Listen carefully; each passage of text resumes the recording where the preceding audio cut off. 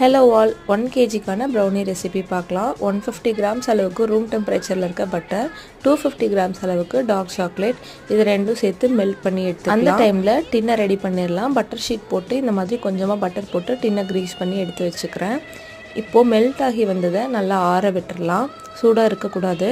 இந்த டைம்ல ரூம் டெம்பரேச்சர்ல இருக்க 4 முட்டை கூட ஒரு 10 ml அளவுக்கு வெனிலா எசன்ஸும் pinch of saltம் சேர்த்து நல்லா mix பண்ணிட்டு அது கூட sugar வந்து white sugar 150 grams, brown sugar 100 grams ரெண்டும் சேர்த்து நல்லா பீட் பண்ணி எடுத்துக்கலாம்.